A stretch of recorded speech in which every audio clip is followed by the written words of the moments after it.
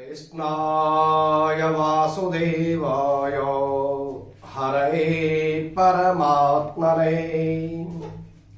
प्रणतक्लेशनाशाय गोविंदाय नमो नमः। नमस्कार श्रोताओं, मैं आचार्य गोपाल दत्त सती अपने YouTube पर आप सभी श्रोताओं का स्वागत करता हूं। श्रोताओं, यदि आपने अभी तक मेरे चैनल को सब्सक्राइब नहीं किया है तो आप चैनल को सब्सक्राइब करें, जिससे आपको समय समय पर जो धार्मिक जानकारियां हैं वो आप तक पहुंच पाए।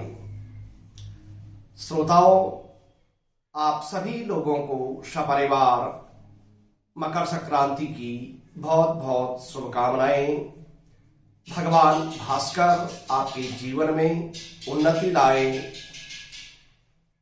जिस प्रकार सूर्य का प्रकाश पूरे संसार को प्रकाशित कर देता है, इसी प्रकार ये उत्तरायण का जो पर्व है वह आपके जीवन में खुशहाली लेकर के आए।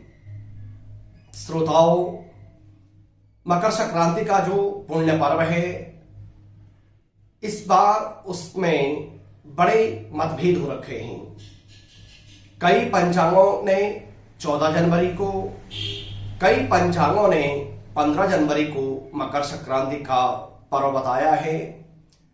इसके लिए मैंने कई आचार्यों से धर्म ग्रंथों को देखा और जो शास्त्र सम्मत निर्णय है उस पर पहुंच करके मैं आपको बताता हूं कि श्रोताओं, 14 जनवरी 2022 दिन शुक्रवार को मकर संक्रांति का जो पर्व होगा वह मनाना सबसे उचित होगा। मकर संक्रांति का जो सूर्य भगवान का उत्तरायण में प्रवेश, यानी मकर राशि में भगवान सूर्य का जो प्रवेश होगा, वह हरिद्वार ऋषिकेश के पंचांग के अनुसार दोपहर में 1:16 पर हो रहा है और जो बनारस का जो पंचांग है उसमें रात्रि 8:30 पर सूर्य का उत्तरायण प्रवेश बताया है, यानी मकर राशि में सूर्य का प्रवेश होगा। तो श्रोताओं, जो हमारा मुहूर्त चिंतामणि ग्रंथ है और निर्णय सिंधु है, इन दोनों में बताया है कि जिस दिन सूर्य का संक्रांति का जो प्रवेश काल है, विशेष करके मकर संक्रांति और कर्क संक्रांति का, जिस दिन सूर्य अस्त के पहले प्रवेश हो, तो उस क्योंकि जो पुण्यकाल होता है वह 16 घटी पहले से प्रारंभ हो जाता है, यानी तब भी 14 जनवरी को होगा। जहां पंचांग में रात्रि का सूर्य में प्रवेश बताया है मकर राशि में, उसमें भी निर्णय दिया है कि अर्धरात्रि के पूर्व यदि संक्रांति का प्रवेश होगा तो पूर्वार्ध की जो उत्तरार्ध होगा अगले दिन का, उस दिन में संक्रांति का पुण्यकाल होगा। और यदि अर्धरात्रि के बाद, यानी लगभग 12 बजे के बाद अगर सूर्य का प्रवेश अगली राशि में होता है तो अगले दिन का जो पूर्वार्ध होगा उसमें जो है उसका पुण्यकाल होगा। तो दोनों स्थिति में जो मुहूर्त चिंतामणि और निर्णय सिंधु में दिया हुआ है, उस अनुसार जो संक्रांति का पुण्यकाल होगा वह 14 जनवरी के प्रातः से शुरू हो जाएगा। इसलिए आप लोग किसी प्रकार कोई संशय न करें, बल्कि जो संक्रांति का पर्व है, जिसको हम खिचड़ी के नाम से लोग ज्यादातर जानते हैं, वह मकर संक्रांति का जो पर्व है वह आप 14 जनवरी को मनाएं। ऐसा शास्त्रों के अनुसार बिल्कुल उचित होगा। श्रोताओं, जो सूर्य संक्रांति, मकर संक्रांति का जो पर्व होता है, यह विशेष पुण्यदायी पर्व होता है। सूर्य के उत्तरायण में उस दिन से देवताओं का दिन हो जाता है और पितरों की रात्रि का प्रारंभ हो जाता है। जो हमारे दो अयन हैं, उत्तरायण और दक्षिणायन, दक्षिणायन के का विश्राम होता है, उत्तरायण का प्रारंभ होता है। उत्तरायण के दिन में सूर्य धीरे धीरे अपने उत्तरी गोलार्ध की ओर आना शुरू होता है और उसमें जैसे जैसे दक्षिण गोलार्ध से उत्तर की ओर आना शुरू होता है, सूर्य में ऊष्मा का संचार होने लगता है, दिन बड़े होने लगते हैं। एक एक घटी, दो दो घटी करके दिन बड़े होने प्रारंभ हो जाते हैं और दिन प्रारंभ होने के बाद और उस दिन सूर्य का जो प्रवेश काल होता है वह उस दिन सूर्य का जो प्रवेश काल होता है वह आ जाता है अगले राशि में। भगवान सूर्य का जो पुण्यकाल होगा मकर संक्रांति, जिस दिन से हमारे शुभ कार्यों का प्रारंभ हो जाता है, जैसे विवाह हो, गृह प्रवेश हो, मुंडन हो, यज्ञोपवीत हो और उसके साथ साथ में जो मंदिरों की मूर्तियों की जो प्राण प्रतिष्ठा आदि कर्म होते हैं वो सब के शब प्रारंभ हो जाते हैं सूर्य के उत्तरायण होते ही। श्रोताओं, इसी दिन से प्रयागराज में माघ मेला प्रारंभ होता है, जिसमें कई लोग 1 महीने का कल्पवास करते हैं। लोग अपने घर को त्याग करके और वहां नियमित गंगा स्नान, भगवान की कथाओं का श्रवण, जाप आदि कर्म करते हैं और नियम और संयम के साथ में अपना जीवन व्यतीत करते हैं। कई लोग प्रत्येक वर्ष में 1 महीने का जो समय है वह प्रयागराज में कल्पवास बिताते हैं, क्योंकि मानस में भी लिखा है कि माघ मकर रवि गत जब होई, तीर्थपति आवहि सब कोई। जो तीर्थराज है प्रयाग, वहां पर सारे देवता ऋषि मुनि आदि आते हैं और वहां पर आकर के लोगों के जो मंगल कामनाएं होती हैं उन मंगल कामनाओं को पूरा करते हैं। तो श्रोताओं, इसी दिन गंगा सागर में भी मेला लगता है और जो मेले का जो क्रम है वह माघ मास में लगातार चलता रहता है। विशेष करके मकर संक्रांति पर इसका विशेष महत्व है। इस वर्ष भी 14 जनवरी को ही, चाहे वो गंगा सागर का मेला हो और चाहे प्रयागराज में आपका कल्पवास जो माघ मेला है वह प्रारंभ हो जाएगा।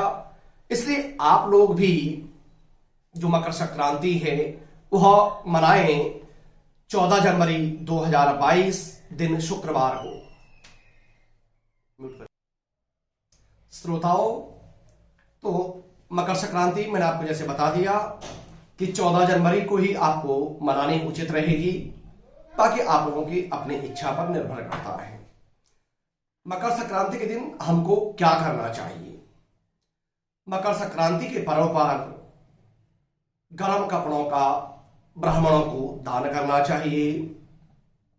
तिल है, गुड़ है, खिचड़ी की जो सामग्री होती है, भोजन सामग्री, ये सब चीजें व्यक्ति को दान करनी चाहिए।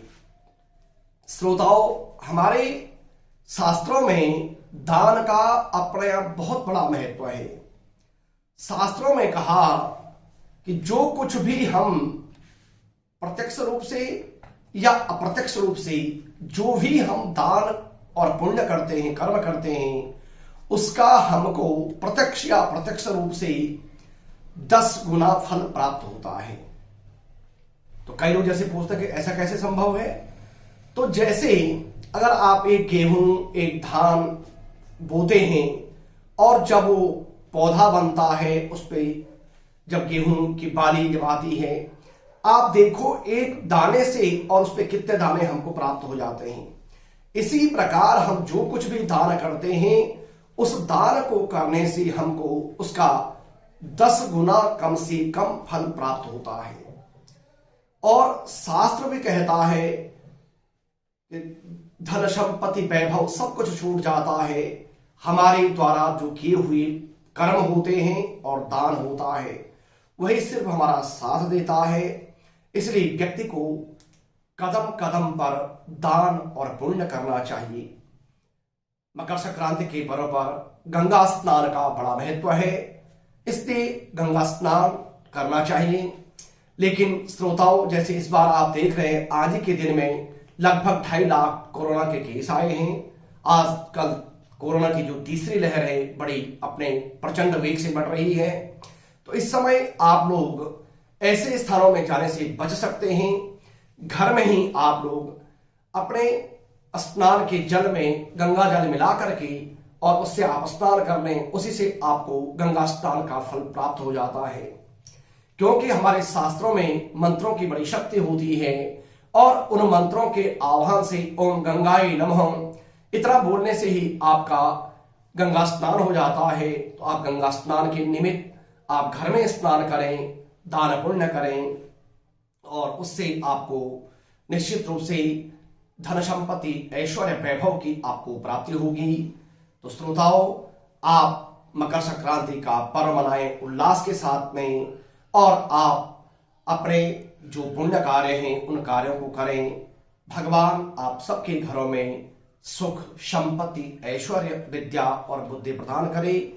यही मेरी भगवान सूर्य से प्रार्थना कि आपके घरों में सदा प्रकाश हो, कभी भी किसी प्रकार से कोई विपत्ति, दुख, संकट ना आवे।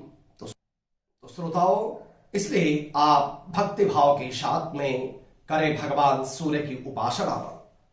अभी तक अगर आप लोगों ने सब्सक्राइब नहीं किया, पुनः एक बार आपसे निवेदन है, आप चैनल को जरूर सब्सक्राइब करें। अपने जो प्रियजन हैं उन प्रियजनों को भी आप संदेश पहुंचाएं, उनको भी उसका पुण्य लाभ प्राप्त होगा। उसके साथ साथ आप फेसबुक, ट्विटर, इंस्टाग्राम पर भी आप जुड़ सकते हैं।